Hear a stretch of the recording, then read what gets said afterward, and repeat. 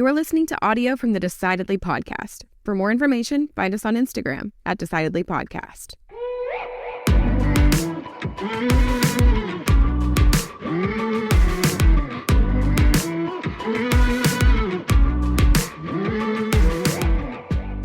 I'm in the process right now of making a decision that I'm going to be both happy and sad with, because I know that it's going to cause me work.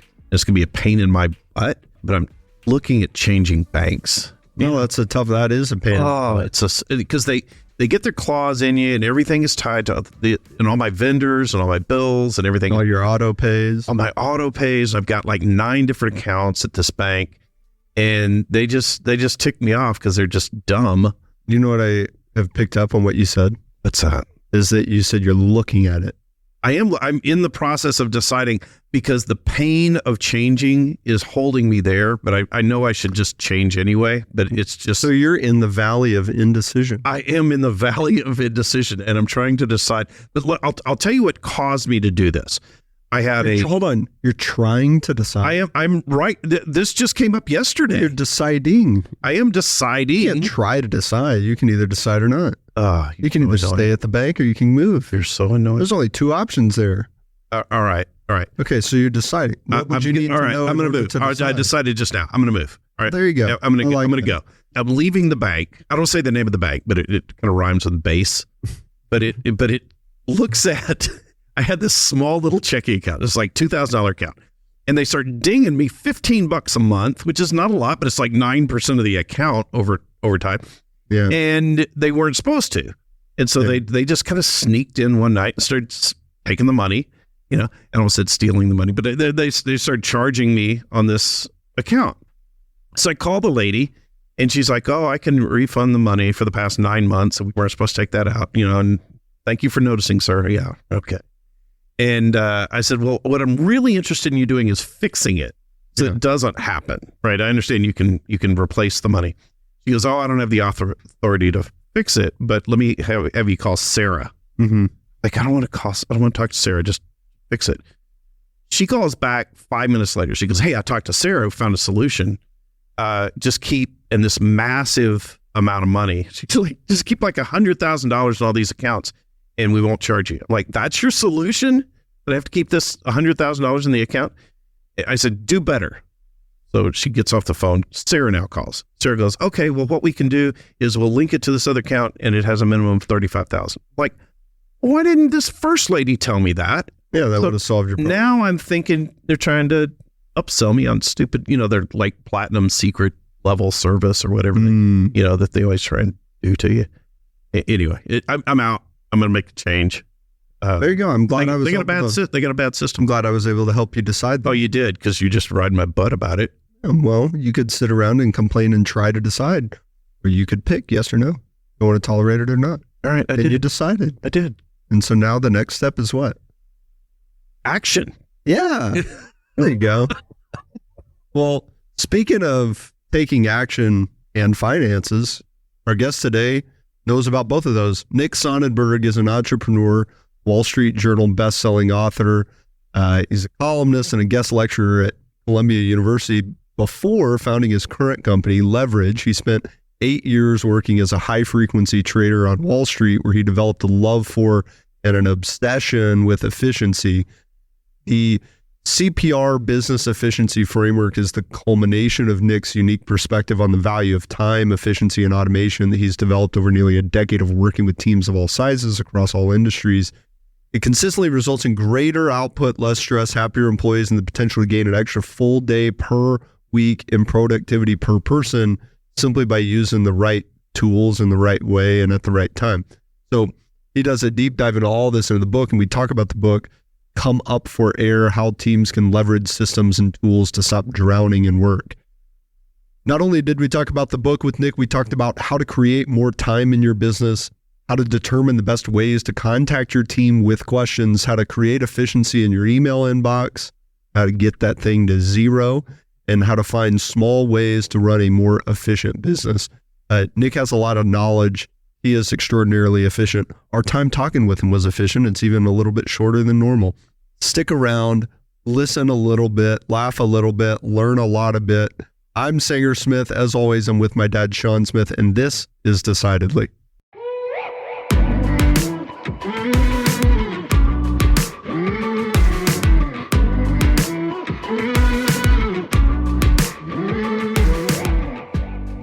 Well, I was reading your bio, Nick. I was so glad to talk to you. I saw that you were a high-frequency trader, and the only thing I knew about high-frequency trader is what I had read in Flash Boys by Michael Lewis. I told Sanger to read it. The only reason he read that book is he thought it was about people that exposed themselves in Central Park. So what do you think about it? Well, thanks for outing me. I mean, Yeah. some go to jail in both cases.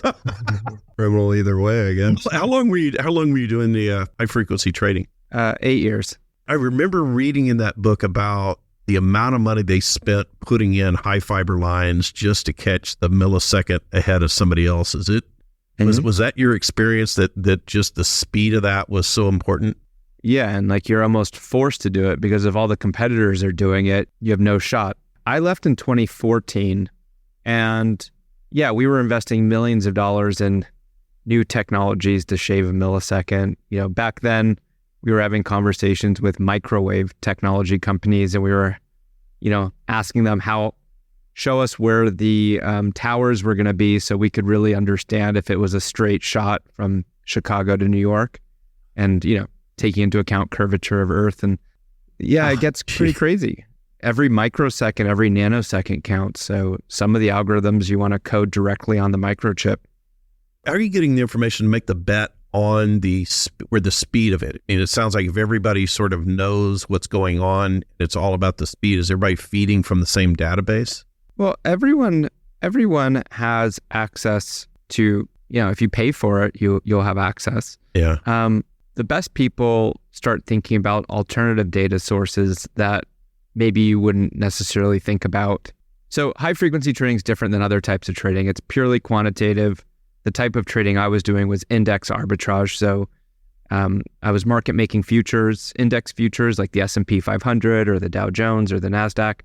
And then when you get filled on an index future, you trade a basket of underlying stocks in some optimized way. Right.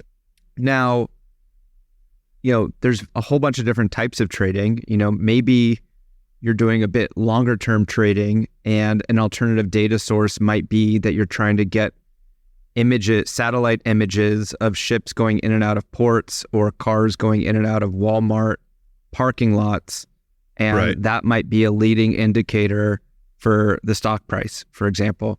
Right. So checking the wait time at certain restaurants to see if you want to invest in that franchise or something like that. If the parking lot normally is full and for the last 3 months it's empty at a certain company, that might indicate that in the future the stock price is going to go down because that revenue is probably going down because revenue is going to be a function of people going into the store, and if there's no one parking. So you'd have to be kind of clever to think about those types of things and then figure out how to get the data in those situations. And this is a competitive edge that you have against other traders that the only information they've got is the publicly available quarterly report, right? Yeah, I think that, I'm biased, right? I have a master's in financial engineering, and I did this professionally for 8 years, and I worked with some of the smartest people in the world, and we had billions of dollars of capital and tens of millions of dollars of infrastructure. And with that, it wasn't easy. So, people just looking at Yahoo Finance or a quarterly report, I'm not a big believer in that. It's so funny. I had some clients years ago that were moving, and they said, well, what we're going to do is we're going to start trading our own stocks. And I said, well, good luck with that, because you're going to be on the other side of the trade with guys like Nick. I haven't looked to the stock market in 9 years since I left, basically. Like I don't want to compete against people on my old team or people like that. Like if I'm going to play a game, I want to play a game that I have an edge at. Oh, for sure. What do you think is missing that if the average person knew and understood about that industry that you spent so much time in would change their belief and make them understand, hey, there's no business competing? Because for you, it's easy. You go, hey, I'm not going to compete with my old team. You know it. You saw it from the the game. You ain't playing. Yeah, but so what would you tell someone if they were talking to you about of having a conversation like the one Shawn had? I'm going to give this a shot. I would say that there are reasons to play in the stock market or real estate market or these things, right? And one is to diversify and kind of hedge yourself so you don't have all your eggs in one basket. That's a valid reason. But to sit there thinking that, you've been looking at some bar graphs on Yahoo Finance for 6 months and now all of a sudden you're the next Warren Buffett is a little bit of a stretch. There's also biases with these things. You never hear anyone bragging about how much they lost in the stock market or doing any crypto, anything. Like people tend to, if you hear about something, it's going to be positive because it's a natural human behavior to brag and not shame themselves. So, you're hearing more about positive things and people are hiding more of the negative things. In grad school, I heard this example that was quite interesting, which was, say you have 1,024 clients. You could send 512 that you think Apple's going up and send 512 that Apple's going down. And you're going to be right on 512. Okay, So now you take that 512 and you send 256 that you think IBM's going up and you send 256 IBM's going down, right? And you get it. You get down to one person that's seen you be right 10 out of 10 times.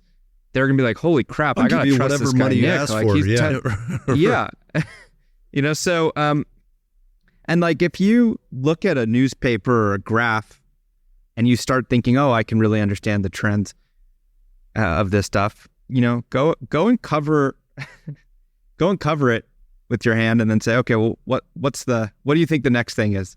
Up or down? It's 50-50.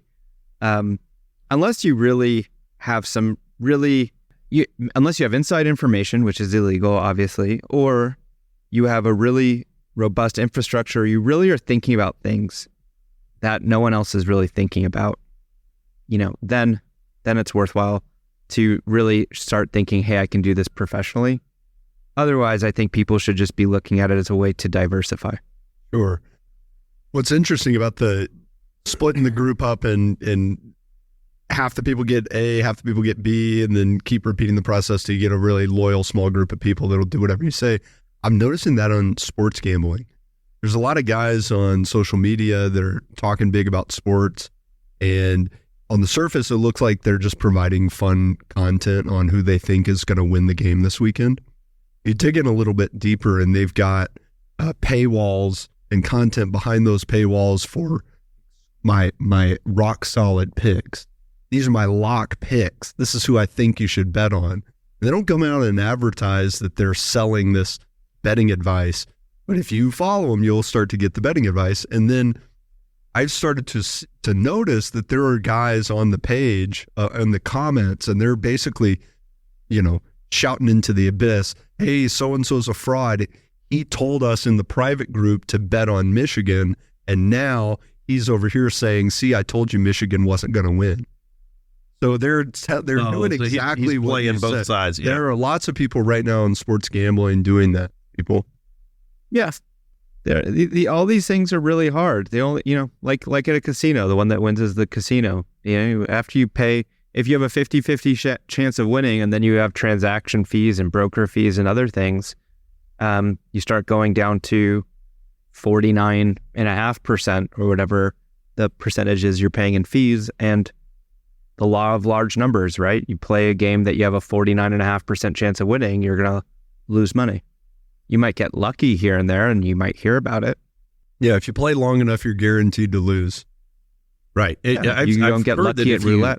If you ask gamblers that question, if you're at the casino and you're playing, blackjack, stay there longer enough, eventually you will what?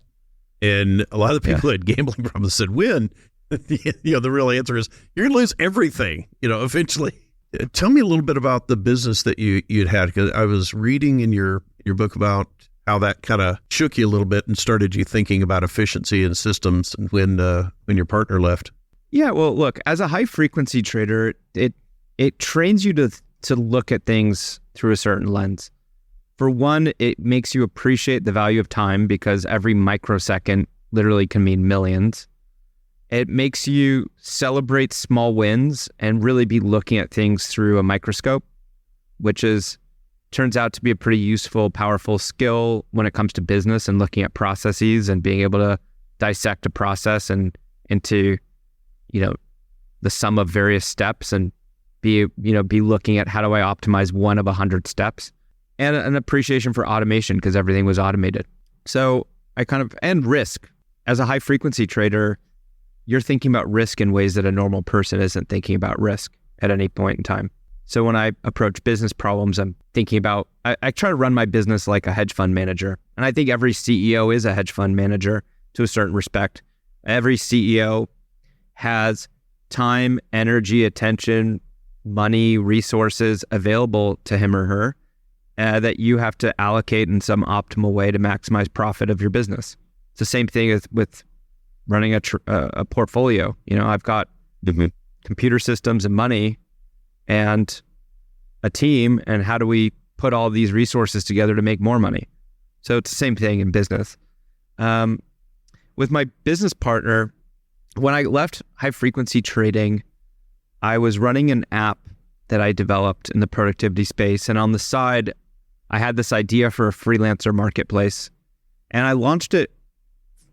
I was cocky, if I'm being honest. I thought high frequency trading was going to be the most complicated thing possible, and running a startup would just be a walk in the park compared to what I had just done. And in some respects, it's true, what I was doing was way more complex, but running your own business comes with a whole bunch of other complexities and issues that I was underestimating how hard. And so we're having dinner one night, my ex-business partner, who's one of my best friends, we have an idea for this freelancer marketplace. And I turn to him and I say, look, because a big one had just gone bankrupt. Zirtual just decided or declared that they were going to shut down. Then they got acquired last minute. That drove conversation around what would be a better version of that. And at the end of it, I really liked kind of where the conversation had gone. And I said, look, he was already a fairly known person in terms of, like, I think he had done a TEDx talk at that time and people knew who he was. So I said, look, why don't you get five clients? I'll build a back-end simple system. Let's do that tomorrow. And this was a Sunday. So I'm like, I'll set that up tomorrow. You get 5 clients tomorrow and we'll launch this thing on Tuesday. And so we did. And we had fake names and we were the ones doing the tasks at first just to get our hands dirty and understand what to do. Okay. And you fast forward a month and we're speaking at Joe Polish's mastermind annual event called Genius Network. And Tony Robbins was the day 2 speaker and we were the day 3 speaker. And it was just an incredible opportunity. And over 90% of the room signed up for our services. Wow. After we gave the talk. So we went from literally 0 to 5 figures in recurring revenue almost overnight. And then you fast forward a year, we're doing 7 figures in revenue with 150 people on the team. And we never raised money, which sounds impressive. Under the hood, it was a complete cluster. We were losing about $500,000 a year. We were growing at 20% a month, but we were losing 15% a month of clients. So good marketing was masking a broken product. And we had about $750,000 in debt. So we had some stuff going for us, but there was a lot of foundation. We just grew too fast and we didn't set up that operational foundation that, is necessary to support a company of that size. And so one day we were having coffee together and I'm sitting there, we're at this co-working space. I'm on a couch. He comes over to me, taps me on the shoulder and he tells me he's out. And he doesn't give me like 2 weeks or 2 days. He's out in 2 minutes. Like, I'm done. And so I'm like holding my coffee, about to drop it. I'm thinking, oh my God, we're going down the drain. Not good. Right. Because no one knew who I was. Our org chart was the 2 of us. He was the front facing. He was in charge of front facing. I was in charge of the back facing stuff. So I think only about 4 clients and 4 team members knew who I was. And so I had to make a decision. Do I just bankrupt the company and step away too, or do I try to turn this thing around? And I decided ultimately to turn it, to stick it out, because I could see where we were messing up. I could see where there was a bunch of inefficiencies And I knew that we just needed to create a little bit more breathing room and time. Time is always the biggest limiting constraint with anything. With enough time, you could almost solve every problem imaginable, right? So I knew with just more time, I could solve this. So I started going on this journey of how do I create more time. It's tricky, right? When you're working a 16-hour day, 7 days a week, right, trying to not bankrupt the company, time is the most scarce resource. But man, it was tough, if I'm being honest. We lost 40% of revenue, clients, team members, all within a 3-month period. I'm cashing out my 401k. I remember a car ride with my dad to the bank to take a second mortgage on his house to loan to me for payroll. It was tough. But what I can tell you is in those tough moments, it forced me to start thinking, how can I save more time? Where are the holes in this bucket? And I realized there were kind of 3 major areas to focus on to be efficient. First was we needed to communicate more efficiently. It was hours and hours a day of just messages. So how do we limit that, streamline that, leverage technologies better to free up a little bit of the pings and dings in communication? And then the next was, where's all the work? How do we prioritize our work? Who's working on what? I couldn't answer these questions. I had to go and ping people to answer those questions. So how can we get a streamlined, clean work management tool where I can know who's working on what are the priorities, what's the status, without having to bother people? And then lastly, we were already pretty good at our resources, where resources are all of our knowledge, our SOPs, our processes. If we weren't good with that, we would have gone bankrupt for sure. But I started realizing like these 3 areas we needed to focus on. So communication, planning, and resources. And so without even realizing it, my CPR framework was kind of starting to evolve. And then randomly people started reaching out. The ship started renavigating itself quite quickly. And we went from being on the verge of bankruptcy to starting to become getting out of the pain. And people started reaching out, asking for me to consult them on their operations within just a few months of all this. And so I got to work with some really interesting companies, from Poopery, the poop spray, to Ethereum and Tony Robbins, and a whole bunch of really interesting companies. And I noticed that everyone had the same issues that we were having. Like, everyone needed to communicate better, plan better, and document resources better. When you look at the CPR framework and looking at communications, I would say that problem communications show up pretty easily. Problem in communications show up pretty easily. You can sort of see where somebody's not communicating correctly. You don't have a meeting of the minds. I told you to do X, you did Y. Nobody kept me in the loop. How are you addressing such a varied issue? Because it seems like communications is a really broad category. So I don't get into the soft skills of it. I'm not telling people how to speak. Like, I've got friends like Blake Eastman or Dr. Patty. Right there. So I don't tell people how to speak like Dr. Patty and Tublin or Blake Eastman or my other peers there. They're world class at that. They can teach you, how to change your tone, how to speak with nonviolent communication.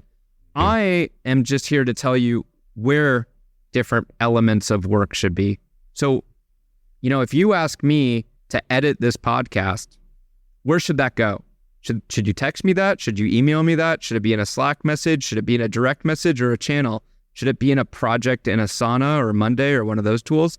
And what happens in companies is you don't have a framework for where things should go. And that's what I figured out. And that's what my book is about. And that's what my company does, is we do training on best practices of how and when to use all these various tools. So I'm not telling people, hey, you said that in a slightly like passive aggressive tone. I'm just saying, hey, in those types of situations, that should be an email, or in those types of situations, it should be a Slack message, or it should be in a project management tool. Let me ask you a question then. You're the expert on this. In my company, there have been people who have started to send me messages via Microsoft Teams, right? And I'm used to my emails. I look at my emails. I run my whole business on that.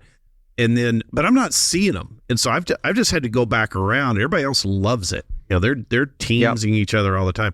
And I was like, guys, I'm not going to read this. I got too many other irons in the fire. I think I get an answer for Nick. So you're saying everyone loves it and you don't love it? Yeah. Yeah. So you're the problem. To me, I'm the problem. Jesus. Well, that's what my whole business is around is prop. You don't love it because it's new and it's like brushing your teeth. It's like telling you to brush your teeth with your other hand. There's a lack of proper rollout and training of all these tools. And so if you don't know why to use it, how to use it, when to use it, like putting it on steroids and using third-party integrations and all these things, then of course you're not going to like it. You're going to want to stick to what you're comfortable with. But all these tools can fundamentally transform your productivity if you leverage them properly. And that's what we do as a business. You have to know when to use them and how to use them. At the end of the day, the most important thing in a business to be high performing is that you know where to look.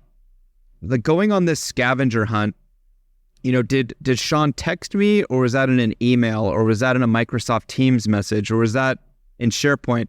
And you go on a scavenger hunt because you don't know where to look for stuff. Right. That's the silent killer. So if you just all aligned as a team, for these types of things, this is where we're going to put it. For this type of thing, this is where we're going to put it. At least in any scenario what drawer to open. Does that make sense? Yeah, and that does. Look, nothing is faster than email or text, right? Which is why people like it. It's really fast to email Shawn, can you do this by Wednesday? Hey, Shawn, what do you think of this? Hey, Nick. And email is the fastest, but the underlying principle of my book is if you want to be a high-performing team, you need to change what you're optimizing for. Right now, teams are optimizing for speed of transfer of information, which is why email and text is popular. It's fast, right? And it makes sense. If you're working a 12-hour day and you're tired and you want to go home, you're just trying to cut corners and get things off your plate. But if you really want to have a sustainable, long-term, globally efficient team, if everyone takes pause and puts things in the right drawer where they belong, you avoid all those 30-minute or 1 hour time wastes when you're going on a scavenger hunt because things are more organized. So if you flip the strategy from being one where you're optimizing for transferring information to one where you're optimizing for retrieving information, which means everyone needs to take pause and spend an extra few seconds here and there to put things where they belong, what goes around comes around. It's going to save a lot of time for the whole team. That makes all the sense in the world because it sounds like a simple idea hearing you explain it. And then I am reflecting on my own company and go, we don't have a framework. Our framework is whatever my employees think the other person they're sending this information to will check first. and then there's a battle of, I don't check that. Oh, well, on Thursdays, I don't look at my text messages or whatever it is. Look, and we're always switching.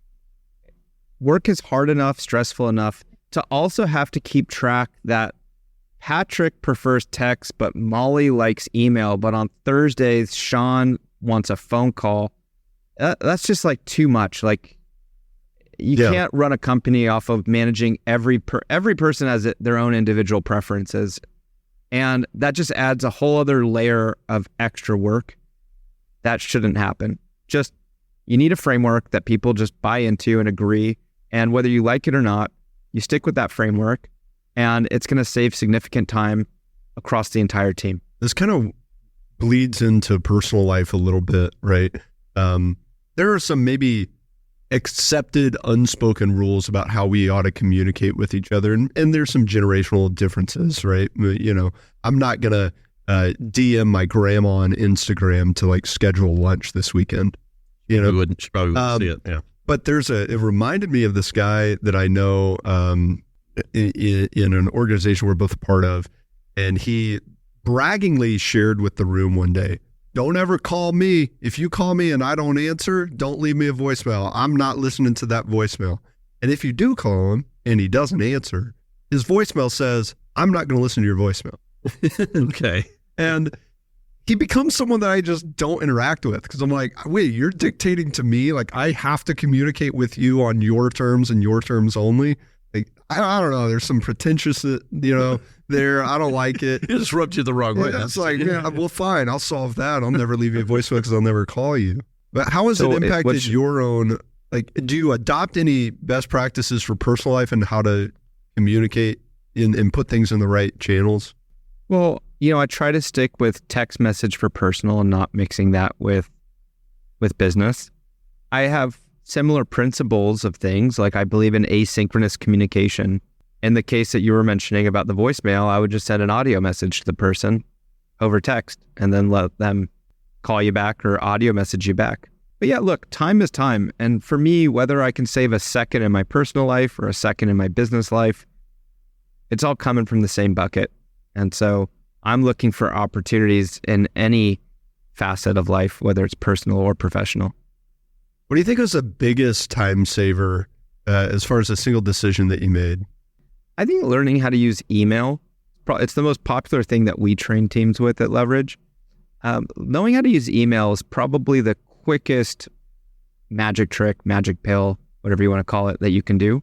Because every single person in the world has email. Not everyone uses Teams or some of these other tools like Asana, but everyone uses email. You've been using it for decades. And if you think about it, all email is an external to-do list that other people can add to. And just like any to-do list, you want to knock things off your list. It's the same with email. And we have a really robust framework called RAD, reply, archive, defer. Those are the three things you can do with any email. But depending on volume of email, we see 3 to 5 hours a week, literally, that you can save just learning how to use email properly. And what's pretty cool with email is it's a single user activity, meaning if the rest of your team isn't using email right, like they're not following that RAD framework, they don't know about snoozing or rules or any of the fancy stuff, it doesn't negatively impact you. You get the full benefit by knowing how to get to inbox zero. When you're talking before about Microsoft Teams, if you're not using it properly, that negatively impacts the rest of your team, because as they're trying to adopt best behavior and message people and channels and do stuff, now they've got to know, when I'm talking to Shawn, we've got to go to email because Shawn doesn't go into Teams. Well, it might have been it was the wrong type, as you mentioned. It might have been that it was the wrong type of communications for that platform, which I think was the issue that was. Might have been. It probably was. Yeah. Now you said a phrase a minute ago. You were talking about inbox zero, and I remember one time I did get my inbox. You ever gotten your? You've actually called me to tell me. I did. I was so excited. Yeah. But it was ultimately I felt like I was sweeping water off the beach because it just filled right back up. I mean, just within seconds. Well, there's a little metaphor sometimes I use, right? Which is, imagine you've got a sink that's overflowing with water. You can learn how to mop faster, and maybe you solve the problem temporarily. But tomorrow, if you don't fix that pipe, the floor is going to get wet again, and you're going to have to spend another 5 minutes tomorrow mopping and another 5 minutes the day after. And so if you want to kind of have a long-term sustainable strategy, it's worth the investment to sometimes fix that pipe. Back to talking about finance, you can invest money, you could buy a house, you could buy stocks, or you can spend money, you could buy a car, or you could buy clothes. And it's the same with your operations and with time. You can spend time watching TV or watching paint dry or whatever you want to do, or you can invest time, and that's the fixing the pipe, right? You can invest time learning how to use email right and that RAD system. You can invest time training your team on using Microsoft Teams properly and structuring it properly with strategic channels and naming conventions and third-party integrations. Like, these are all investments that upfront take you a little bit of time, but after a few days, weeks, months, you'll be saving more than what you had invested. And then every month now you've got an extra 10 hours a month gifted to you that starts stacking up. So the example you're talking about before, you probably didn't fix the pipe. You probably just mopped the floor in that case. That's exactly. Right? Yeah. In email, I've learned a few little tips and tricks, but I've never done any formal training. I've got the rules of, I don't have a junk email because it doesn't. Once you send me some BS email, I got the rule set up and it's gone forever, right? Mm-hmm.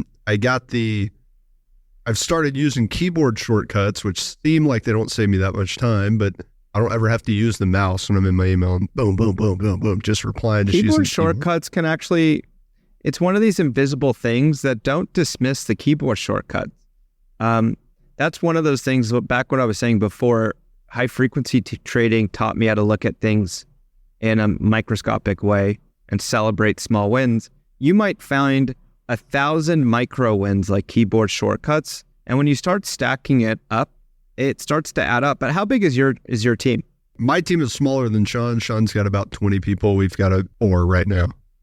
4. So let's just call it 25 people for round math between the two of you, right?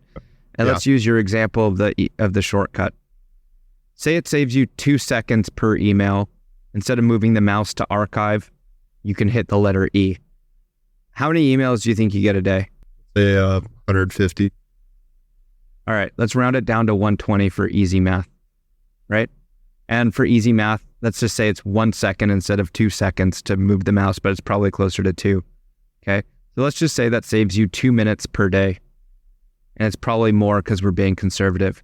At the end of the week, that's 10 minutes. At the end of the month, that's 40 minutes. At the end of the year, that's, 8 hours, 25 people. So that's 200 man hours across the two of your teams for free that you just got gifted back. Like, imagine what you can do with 200 man hours. Like, what would you pay for a free 200 man hours right now that next week, like, you get 200 man hours of stuff? My point is, that's 200 man hours on one stupid thing. I guarantee you, if we brainstormed for a couple hours here, we'd find a few dozen of these types of things, get you over 1,000 man hours back a year on some dumb stuff. And then teaching Inbox Zero, teaching Microsoft Teams, teaching all these things might get you past the 10,000 mark across a team of 25. Like, imagine what you could do with 10,000 hours extra by the end of the year. Your business would look totally different, wouldn't it? Yeah, that's so a great don't point. Dismiss the small wins. Yeah. Hey, Nick, what would you say is your biggest decision-making tip for leaders and business owners?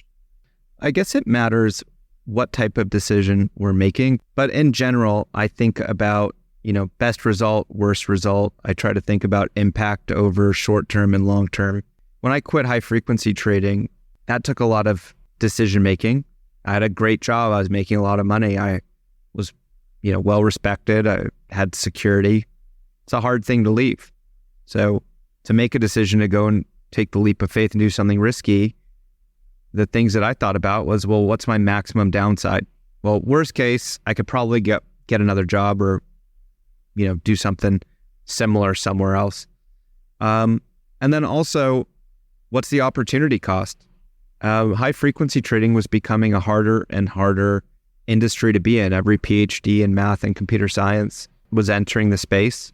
And so I was looking over a 3 to 5 year time horizon, where's this industry going? And, what's the impact over a longer time horizon? So and then lastly, more on an emotional side, what will I regret more by not doing? And when I started thinking about it like that, I thought that I would really regret not giving it a try, being an entrepreneur. Thanks for being here, Nick. The book is great. Where can people get a copy and connect with the work that you and your company are doing? Yeah. Thank you very much for saying that. So comeupforair.com is the website for the book. The book is a 320-page book. It lays out my framework for efficiency that we were talking about, CP&R. And I'm an efficiency nerd. So you can imagine if I weren't, this would be like a 1,400-page book. It's not one of these fluffy books that you could summarize in 10 pages.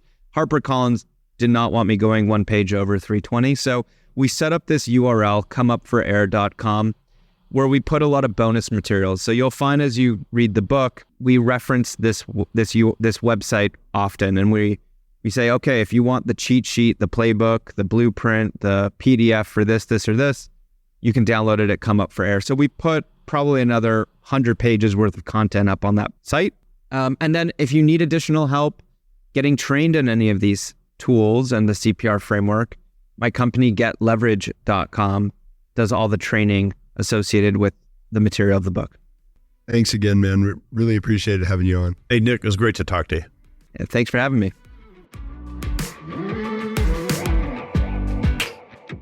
My takeaway from talking with Nick is when we're looking at systems around communication, systems around filing, systems around sort of placing things in order, is not optimizing that for efficiency of how we store that information, but optimizing for how we retrieve that information. So I thought that was a really smart thing that he said there.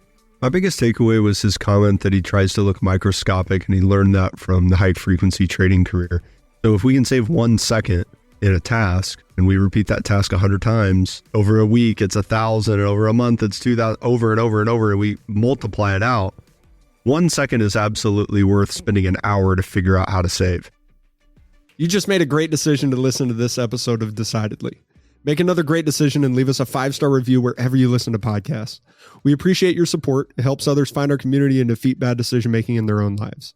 For more daily decision-making insights, check us out at decidedlypodcast.com and on Facebook and Instagram at Decidedly Podcast. Thanks again for listening. I'm Sanger Smith, and this is Decidedly. Insights, advice, and comments provided by Shawn Smith, Sanger Smith, and speakers identified as part of the Decidedly podcast should not be considered recommendations. Speakers not identified as members of Decidedly are expressing their opinion, and their statements should not be construed as reflecting the views of the Decidedly team. This podcast is produced solely for informational purposes, not personalized advice.